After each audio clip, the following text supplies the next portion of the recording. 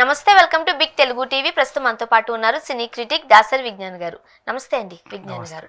టాలీవుడ్ డైరెక్టర్లు ఒక రకంగా చెప్పాలంటే ఏదో ఒక వార్తతో అది పాజిటివా నెగిటివ్ అనే విషయం పక్కన పెట్టేస్తే ఈ మధ్య కాలంలో మనం మీడియాలో ఎక్కువగా వీళ్ళ గురించి వింటున్నాం.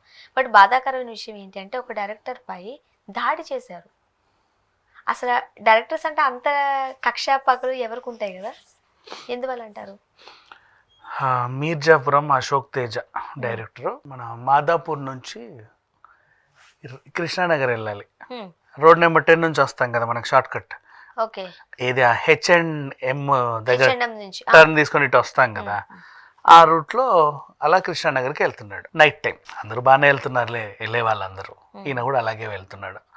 వీళ్ళు ఉంటారు కదా ఇట్లా బండి నడిపే వాళ్ళు, జొయ్ అని వస్తూ ఉంటారు చూడు, అటు ఇటు ఇటు అటు అలా తిరుగుతా హే హే హూ అంటున్నారు. చిన్నపిల్లలు కదా, అది మాక్సిమం అది మీరు చూడండి. ఒకే ఏజ్, సర్టెన్ ఏజ్ గ్రూప్ వాళ్ళే ఆ బండిని రైడ్ చేస్తూ ఉంటారు. వాళ్ళు నడాలు ఉంటాయి, ఇరిగిపోతాయని భయం వేస్తుంది. ఇట్లా కంప్లీట్ బెండ్ అయిపోతారు. ఇలా ఉంటుంది ఇట్లా. అది పైగా నార్మల్కి వెళ్తే బండి వెళ్ళదేమో, పక్క నుంచి వెళ్ళిన భయమే తెలుసా. అని భయపెట్టాలనుకునే వాళ్ళే నడుపుతారేమో బళ్ళు అనిపిస్తుంది నాకు. సరే అలా కూర్చునేవాడు అంటే ఓకే. నెక్స్ట్ మళ్ళీ ఇంకొకటి బుల్లెట్ బండి వేసుకొని ఆ డుగుడుగు డుగుడుగు డుగుడుగు అనుకుంటూ వెళ్తున్నాడు. ఏది మనం అది నీ బుల్లెట్ బండి ఎక్కేస్తే డుగుడుగు అన్నట్టుగా వాడు అలా వెళ్తున్నాడు. అలా వెళ్తూ వీళ్ళు ఏం చేస్తున్నారంటే హోలీ ఆడుకుంటున్నారు, ఇటు నుంచి అటు అటు నుంచి ఇటు, హోలీ హోలీ హోలీ అని.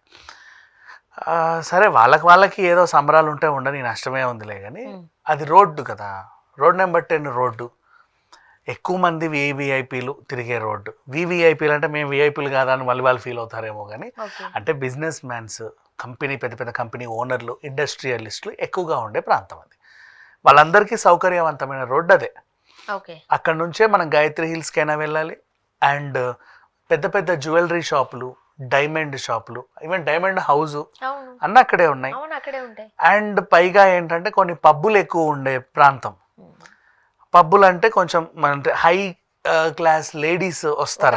చెప్పాలంటే అది చాలా పార్ష్ ఏరియా. హై క్లాస్ లేడీస్ బయటికి వస్తారు, వాళ్ళని ఎవడో కాకతాయి ఏదైనా అని కూడా వెళ్తారు. అట్లాంటి వాళ్ళు ఉంటారు. ఎందుకు మన చిరంజీవి గారి డాటర్ శ్రీజ అది ఉండేది కూడా ఆ గలీకే, ఆ ఏరియాలోనే. వీళ్ళు కూడా అలాగే వెళ్ళాలి కదా, జూబ్లీహిల్స్ వెళ్ళాలంటే ఇప్పుడు మనం ఆ రోడ్స్ అన్నీ కూడా అంతే. సరే వాట్ ఎవర్, అటువైపు వీళ్ళు ఇలా వెళ్తున్నారు. పైగా మనం ఇటు కృష్ణానగర్ రావాలన్నా, యూసుఫ్ కూడా అమీర్పేట నుంచి స్టేషన్ వైపు ఎటు వెళ్ళాలన్నా ఆ రోడ్డు కొంచెం బాగుంటుంది, ఫ్రీక్వెంట్గా వాడతారు. మిగతా ఇటు వస్తే మళ్ళీ యూటర్న్లు తిరగలేం కదా, అందుకని అది వాడతారు. ఆ రోడ్డు మీద చాలా ఖాళీగా ఉంది కదా అని చెప్పి ఆకతాయిలు అటు ఇటు ఇటు అటు తిరుగుతుంటే ఒక బాధ్యతాయుతమైన సిటిజన్, ఏరా బాబు మీకు పని పాటలు లేవా, అటు ఇటు తిరుగుతారేంటి, ఒక రూట్లో వెళ్ళరా, మేము ఎలా వెళ్ళాలి, ఇటు వస్తే అటు వస్తున్నావు, అటు వస్తే ఇటు వస్తున్నావు, పద్ధతిగా వెళ్ళండి. ఆయన మళ్ళీ వాళ్ళేంటి వీళ్ళేంటని ఏదో ఒక మాట అన్నాడు. ఒరే వీడు ఎవడో మనకు పద్ధతులు నేర్పిస్తున్నాడు రా, రండి రా అని చెప్పేసి అందరు వచ్చేసారు వాళ్ళ ఫ్రెండ్స్. చెప్పిన ఆయన మన మీర్జాపురం అశోక్ తేజ డైరెక్టర్. అనగానే వాళ్ళందరూ వచ్చి కార్ని చుట్టుముట్టి లేరా లే లే లే అని చెప్పేసి అతన్ని కర్రలతో కొట్టారు. వాళ్ళ దగ్గర ఉన్న కర్రలతో ఇష్టం ఉన్నట్టు కొట్టేశారు. కార్ని కొట్టారు, కారు తన్నారు, నుజ్జు నుజ్జు అంటే సొట్ట పడతాయి కదా బానెట్ మీద అక్కడ ఇక్కడ, అవన్నీ చేశారు. అండ్ ఇంకేంటో వాళ్ళ తెలుసుగా ఆకతాయిలు ఏం చేస్తారు, అన్నీ చేసేసారు. తీరా ఆ చుట్టుపక్కల వాళ్ళు వీళ్ళు వచ్చి వేరే వేరే ప్రయాణికులు కూడా ఉంటారు కదా, ఎవరెవరో ఏం చేస్తున్నారు, అది ఒక కారు అయినా పట్టుకొని అందరూ ఎందుకు ఇట్లా తెలిసిపోతుంది ఆ మొహాలు చూస్తే ఆకతాయిలని. కారులో కూర్చున్న ఆయన వాళ్ళందరూ ఏదో అంటారు, అడుగుతారు కదా.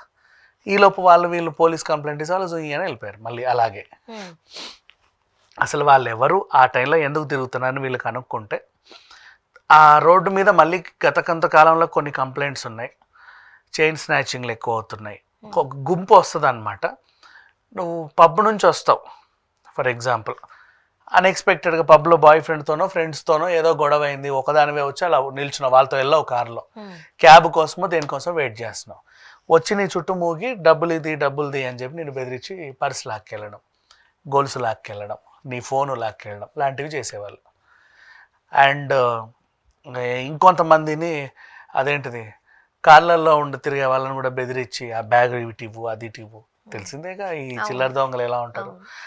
అట్లాంటి కంప్లైంట్లు కూడా బోల్డ్ ఉన్నాయి. సో అది వీళ్ళేనా కాదా, వీళ్ళని ఎలా పట్టుకోవాలని పోలీసులు అయితే ప్రయత్నాలు చేస్తున్నారు. ఇప్పుడు ఇకపోతే బేసిక్గా రోడ్డు మీద మనం రాత్రిపూటలు తిరిగే వాళ్ళకి ఇట్లాంటి ఆకతాయిల వల్ల చాలా చాలా ఇబ్బందులు ఉన్నాయి. కొంతమంది ఆకతాయిలు అంటాము, ఇంకొంతమంది ఎలా వస్తున్నారు తెలుసా, రాత్రిపూట స్టంట్లు చేసే వాళ్ళు వస్తున్నారు. అవును, చేస్తారు. బైక్ రేసులు పెట్టుకుంటున్నారు. ఎవడు ముందు వెళ్తాడో. ఇప్పుడు ఒక target, for example Jubilee check post signal target, అక్కడ హెచ్ఎం దగ్గర నడుపుతారు, లేదా పెద్దమ్మ టెంపుల్ నుంచి స్టార్ట్. ఎవడు ఫస్ట్ అక్కడికి వెళ్ళి అక్కడ ఏ జెండో గిండో పాతితే ఆడు గెలిచినట్టు.